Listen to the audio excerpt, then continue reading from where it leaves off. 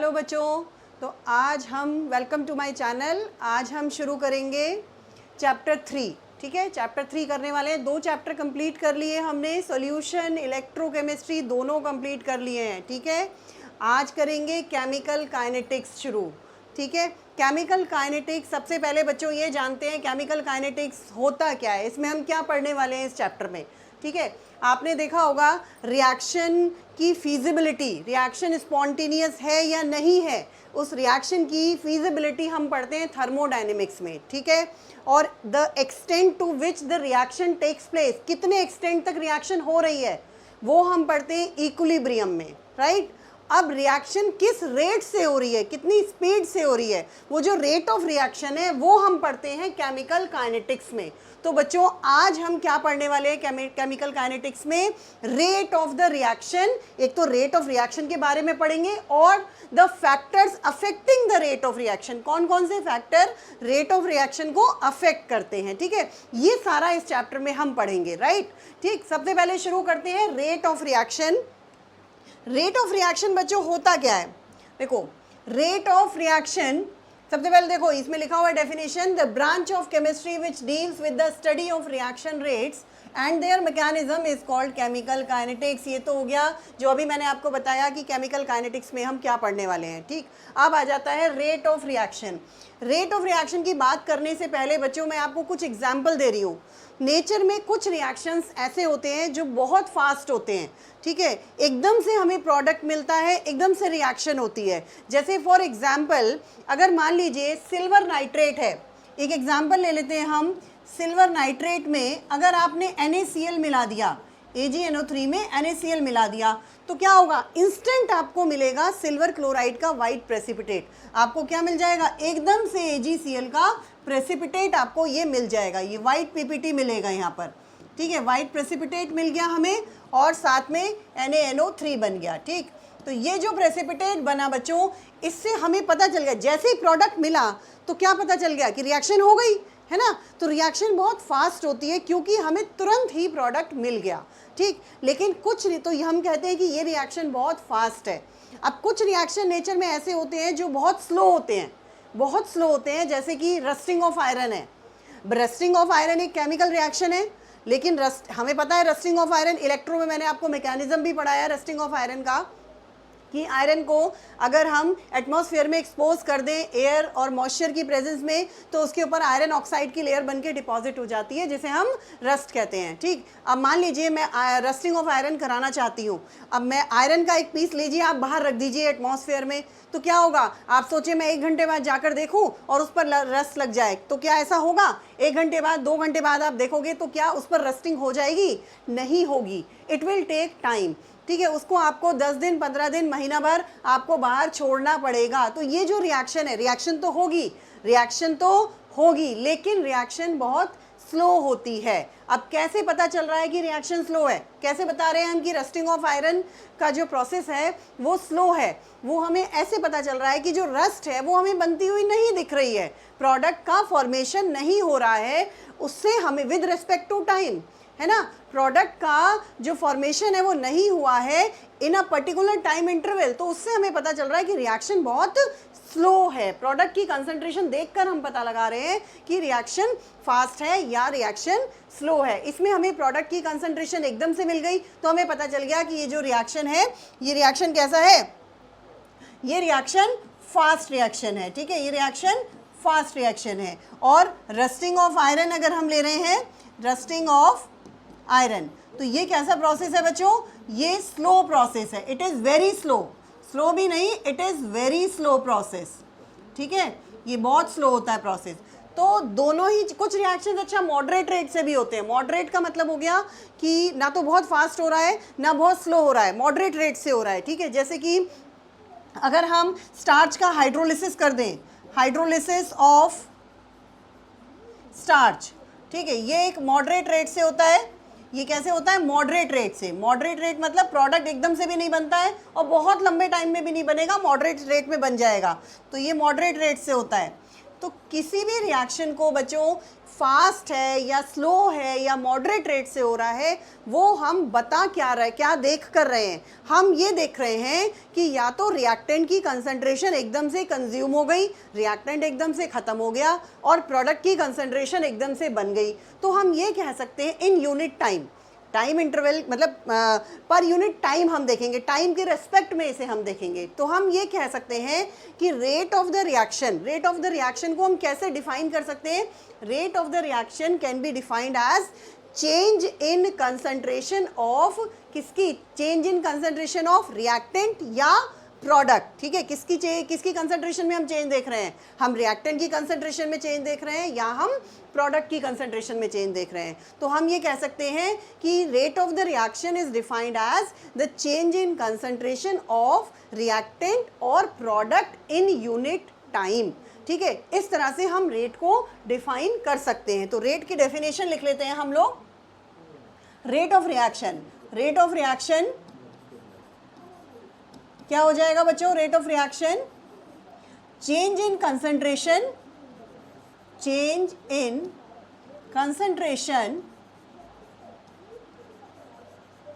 Of reactant और product. ठीक है, रिएक्टेंट और प्रोडक्ट इन यूनिट टाइम। ठीक है बच्चों, तो ये हो गया हमारा change in concentration of reactant और प्रोडक्ट इन यूनिट टाइम। इस तरह से हम किसी भी रिएक्शन की रेट को डिफाइन कर सकते हैं। हम इसको ऐसे भी लिख सकते हैं, it can be expressed as, इसको हम और कैसे लिख सकते हैं? देखो हम लिख सकते हैं बच्चों, हम लिख सकते हैं या तो change in concentration of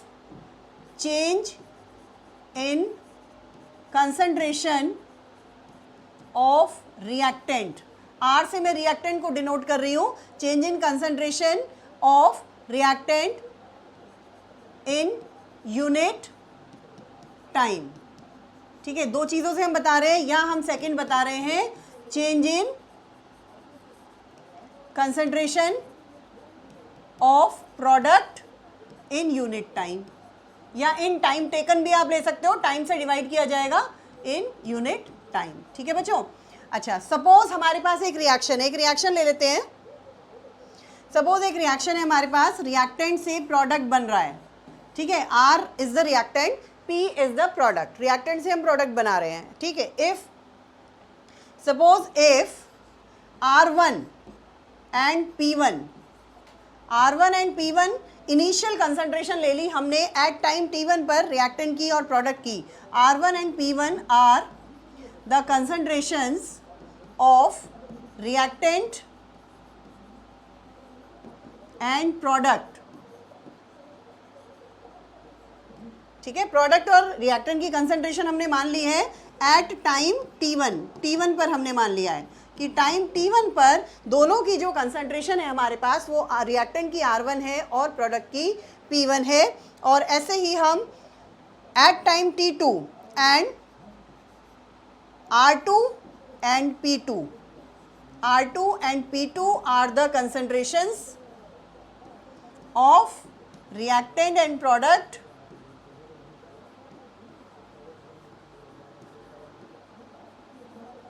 eight time T2। ठीक है बच्चों, हमने T1 पर रिएक्टेंट की और प्रोडक्ट की कंसंट्रेशन मान ली है R1 और P1, और टाइम T2 पर हमने कंसंट्रेशन मान ली है R2 और P2।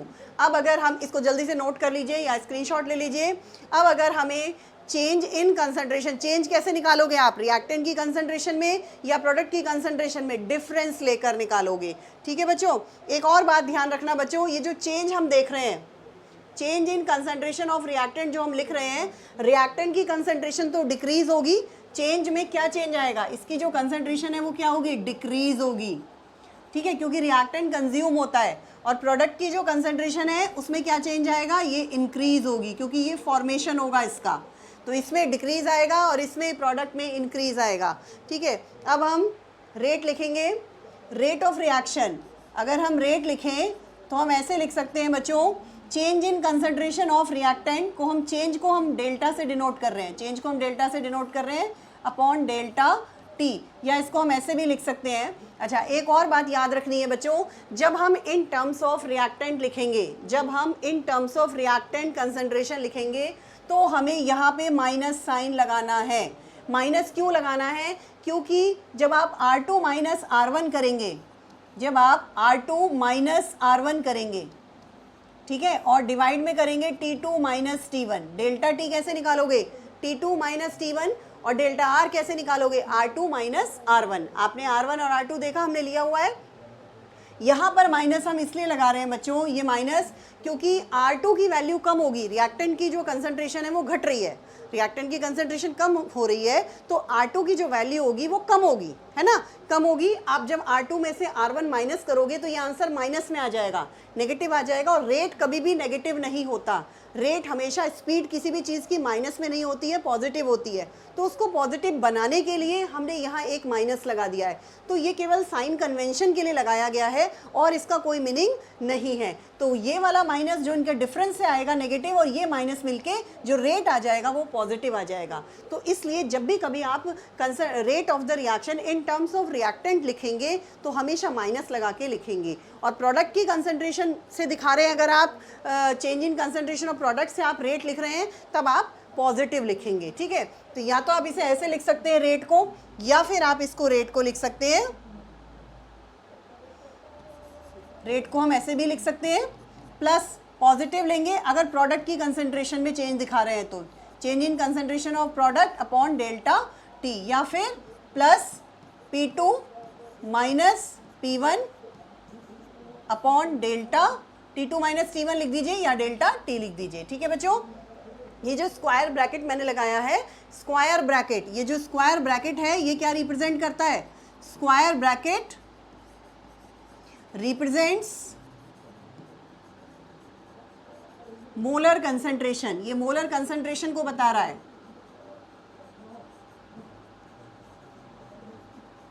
ठीक है, ये मोलर कंसंट्रेशन को बता रहा है। तो ये इस तरह से रेट का फॉर्मूला आ गया हमारे पास, माइनस अगर delta R upon T, delta T है या प्रोडक्ट है तो प्लस में लिखेंगे delta P upon delta T, ठीक है। तो ये तो बच्चों फॉर्मूला हो गया। अब हम इसकी यूनिट की बात कर लेते हैं। यूनिट ऑफ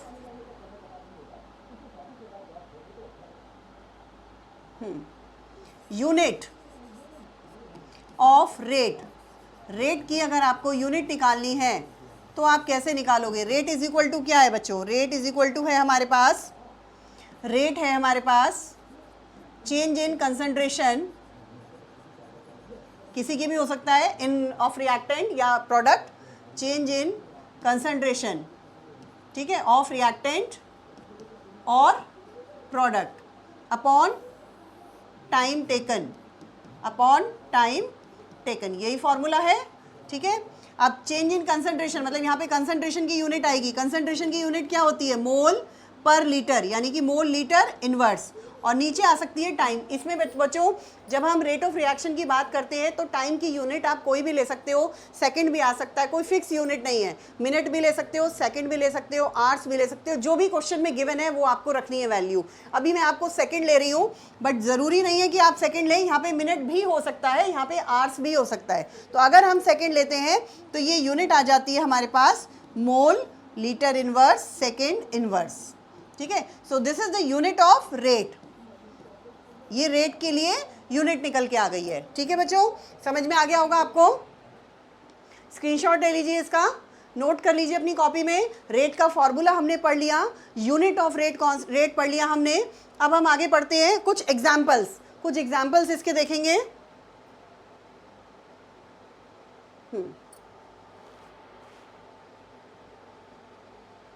देखो बच्चों, एक और चीज़ अभी बतानी है, types of rate of reaction, types of rate को हमने दो तरीके से डिवाइड किया हुआ है। एक हमारे पास होता है एवरेज रेट ऑफ रिएक्शन,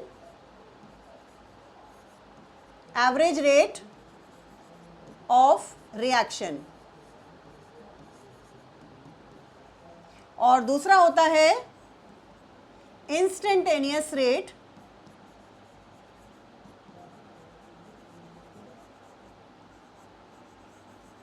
ठीक है बच्चों। तो रेट जो होता है, रेट क्या होता है, रेट हमने पढ़ लिया, यूनिट पढ़ ली रेट की। अब रेट के टाइप्स पढ़ रहे हैं। रेट को हम दो तरीके से बताते हैं, एक तो होता है हमारे पास एवरेज रेट और दूसरा होता है इंस्टेंटेनियस रेट। दोनों में डिफरेंस क्या है, ठीक है बेटा। इसके लिए एक एग्जाम्पल मैं आपको बता रही हूँ, उस एग्जाम्पल को सुनिए, फिर हम ये इसके बारे में पढ़ेंगे। मान लीजिए कि एक कार है ना, और एक कार जो है वो कहीं जा रही है और वो 100 किलोमीटर डिस्टेंस कवर करती है 2 घंटे में, ठीक है। A car covers 200 kilometre distance in 2 hours. 200 kilometre अगर 2 घंटे में कवर करती है, और मैं आपसे पूछूं कि what is the speed of the car की स्पीड बताइए, तो आप कैसे बताएंगे? आप टोटल डिस्टेंस कवर्ड लेंगे, डिवाइड बाय टाइम टेकन करेंगे, आप 200 को डिवाइड कर देंगे किससे? 2 आवर्स से। तो कितनी कार की स्पीड आ जाएगी? स्पीड ऑफ कार आ जाएगी। अगर मैं आपसे कह रही हूं कार का जो डिस्टेंस है, car covers a distance 200 kilometre in 2 hours, तो उसकी स्पीड कितनी आ जाएगी बच्चों? टोटल डिस्टेंस लिया आपने 200 अपॉन 2, ये आपने निकाली 100 किलोमीटर पर आवर, ठीक है। ये एग्जाम्पल एक हमने समझने के लिए लिया है। 100 किलोमीटर पर आवर आ गई कार की स्पीड। तो आप सोच के देखो, एज्यूम करके देखो, तो क्या 2 घंटे में, पूरे 2 घंटे में उस कार की स्पीड यही रही होगी 100 किलोमीटर पर घंटा? हर एक मतलब हर समय यही रही होगी, इससे कम ज़्यादा नहीं हुई होगी? नहीं, ऐसा नहीं हो सकता कि पूरे रास्ते एक कार की सेम स्पीड बनी रहे। कहीं उसकी स्पीड कम हुई होगी, कहीं उसकी स्पीड ज़्यादा हुई होगी। बहुत सारी चीज़ों पे डिपेंड करती है, क्योंकि स्पीड किस चीज़ पर? रोड्स पे डिपेंड करती है, ट्रैफिक पे डिपेंड करती है, क्लाइमेट पे डिपेंड करती है, ठीक है। तो उसके अकॉर्डिंग हो सकता है कहीं 100 से ज़्यादा हो गई हो स्पीड, हो सकता है कहीं 100 से कम हो गई हो स्पीड, ठीक है। तो लेकिन हमने ये जो निकाली है उसकी स्पीड, ये हमने टोटल डिस्टेंस को टोटल टाइम टेकन से डिवाइड करके निकाली है। तो ये जो आपने स्पीड निकाली है ना बच्चों, ये एवरेज स्पीड है। इसको क्या बोलेंगे आप? Average speed. This is average speed which is given by the total distance covered divided by total time taken, ठीक है। तो ये तो हो गई एवरेज स्पीड, जिसमें आप टोटल डिस्टेंस को टोटल टाइम से डिवाइड कर रहे हैं, राइट। अच्छा, अब इंस्टेंटेनियस रेट अगर मैं पूछूं उस कार का, तो क्या होगा? आपने देखा है कार में एक स्पीडोमीटर लगा हुआ होता है। कार में बच्चों एक स्पीडोमीटर लगा हुआ होता है, और वो स्पीडोमीटर कार की किस समय क्या स्पीड चल रही है वो शो करता है।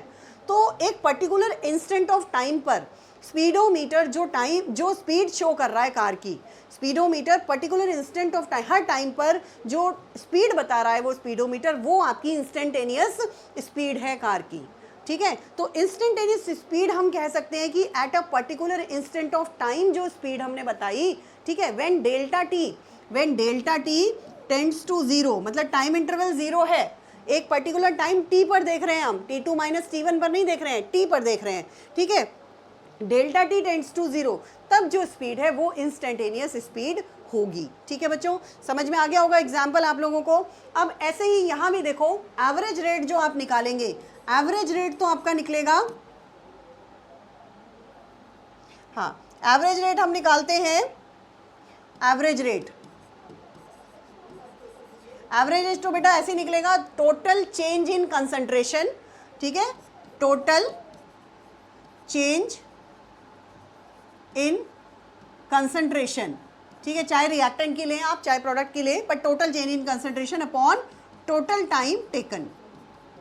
तो ये जो निकलेगा, और इसको हम दिखाते हैं एवरेज रेट को किस तरीके से दिखाते हैं हम, जैसे अभी आपने फॉर्मूला लिखा एवरेज रेट का, ये हो जाएगा डेल्टा, माइनस लगा देते हैं अगर हम आर की फॉर्म में ले रहे हैं तो, अपॉन डेल्टा टी, और प्रोडक्ट की फॉर्म में ले रहे हैं तो प्लस लगा देते हैं delta P upon delta T. तो ये तो हो गया एवरेज रेट के बारे में। और इंस्टेंटेनियस रेट का मतलब ये है कि आप उसको डिफरेंशिएट कर दिया, एक पर्टिकुलर टाइम पर ले रहे हैं। तो रेट ऑफ रिएक्शन, इसको कैसे हम डिफाइन कर सकते हैं?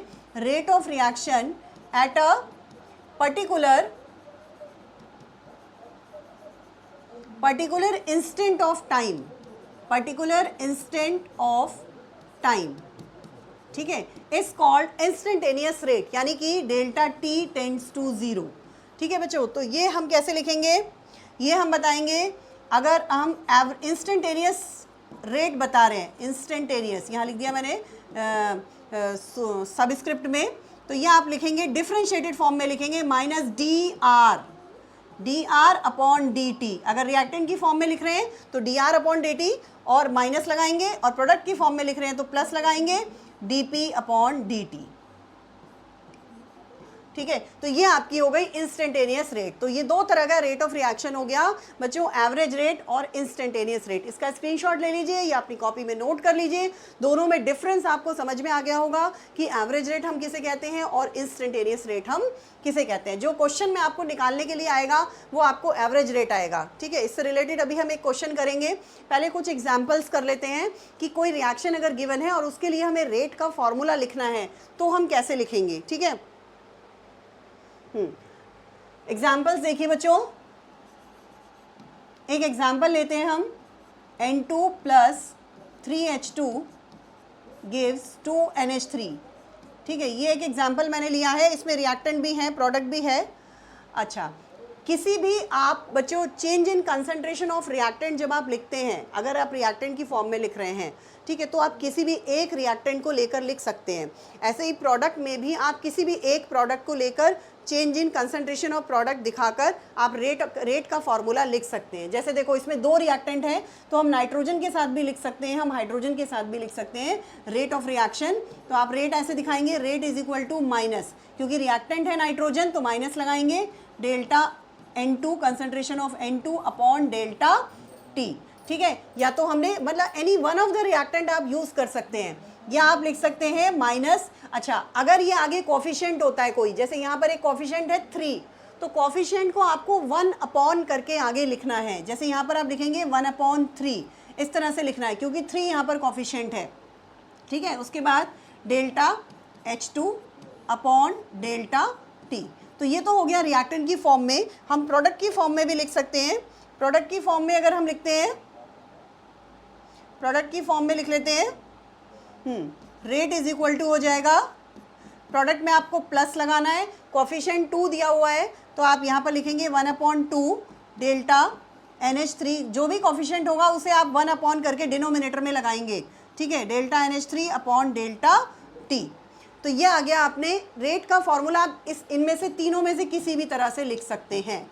ठीक है बच्चों, तो ये तरीका है, you can use any one of the reactant और any one of the product. बस ध्यान रखना है रिएक्टेंट की फॉर्म में माइनस लगाना है और प्रोडक्ट की फॉर्म में प्लस लगाना है। तो ये एक एग्जांपल है, इसका नोट कर लीजिए बच्चों। इसके बाद एक क्वेश्चन करते हैं हम। क्वेश्चन लिखा हुआ है देखो, ये वाला क्वेश्चन देखिए पहले। For the reaction rate gives product, reactant gives product, R is equal to P लिखा हुआ है। आर का मतलब रिएक्टेंट है, पी का मतलब प्रोडक्ट है। The concentration of a reactant changes, reactant की कंसंट्रेशन आपको दे रखी है। किसकी कंसंट्रेशन दे रखी है? रिएक्टेंट की दे रखी है। तो रिएक्टेंट की जो कंसंट्रेशन है वो चेंज हो रही है बच्चों, कहाँ से? 0.03 से 0.02 हो रही है, यानी कि ये वैल्यू आपकी R1 है और ये वैल्यू आपकी R2 है इन 25 मिनट्स, यानी डेल्टा टी आपको दिया हुआ है 25 minutes. Calculate the average rate, आपको एवरेज रेट निकालना है। तो एवरेज रेट निकालने के लिए आप क्या करेंगे? माइनस लगाएंगे एक तो, क्योंकि आपको रिएक्टेंट की कंसंट्रेशन गिवन है R2 माइनस R1, तो R2 माइनस R1 ये वाला फॉर्मूला हम लगाएंगे, R2 minus R1 upon delta T. ठीक, वैल्यू रख देते हैं माइनस। R2 की वैल्यू कितनी है? 0.02 माइनस 0.03 अपॉन डेल्टा टी आपको दिया हुआ है 25 मिनट्स। यहाँ पर मैंने आपको बताया था टाइम की यूनिट चेंज नहीं करनी है, जिस यूनिट में दिया हुआ है उसी यूनिट में आप रख सकते हैं। ठीक, तो यहाँ पर आ गया माइनस, ये आएगा देखो माइनस 0.01 आएगा और ये वाला माइनस मिलके ये प्लस हो जाएगा, तो 0.01 अपॉन 25। इसको आप सॉल्व कर लेंगे बच्चों, तो ये आपके पास आ जाएगा मोल, लीटर इनवर्स और मिनट इनवर्स। इसको सॉल्व कर लीजिएगा, अभी सॉल्व नहीं किया मैंने, सॉल्व आप लोग खुद कर लीजिएगा। समझ में आ गया? बहुत सिंपल सा छोटा सा क्वेश्चन था। ठीक है, सिंपल फॉर्मूला लगाना है आपको, वैल्यू पुट करनी है और सॉल्व करना है बच्चों, और कुछ नहीं करना है। ठीक है, एक क्वेश्चन और कर लेते हैं इससे रिलेटेड।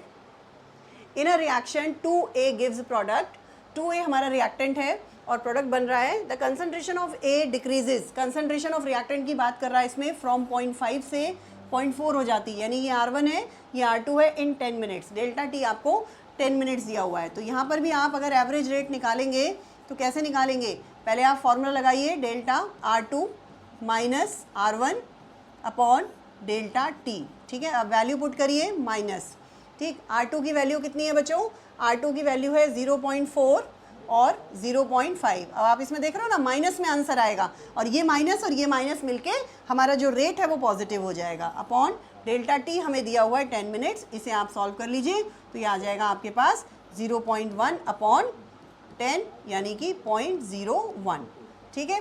तो ये आ गया आंसर आपके पास, mole litre inverse minute inverse, ठीक है बच्चों। तो इस तरह के क्वेश्चंस आपके रेट से रिलेटेड आ सकते हैं। समझ में आ गया होगा। आज हमने रेट ऑफ रिएक्शन के बारे में पढ़ा बच्चों, रेट के टाइप्स पढ़े, एवरेज रेट, इंस्टेंटेनियस रेट, उसकी हमने यूनिट पढ़ी रेट की और उससे रिलेटेड हमने न्यूमेरिकल्स भी किए, ठीक। तो रेट हमारा यहाँ पे हो गया है कंप्लीट। अब इसके बाद जो नेक्स्ट टॉपिक शुरू होगा वो आएगा factors affecting rate of reaction. कौन कौन से फैक्टर्स रेट को अफेक्ट करते हैं वो हम जो नेक्स्ट वीडियो आएगी उसमें हम कवर करेंगे। ओके बच्चों, तो चैनल को सब्सक्राइब कर दीजिए, वीडियो देखते रहिए। Thank you so much for watching.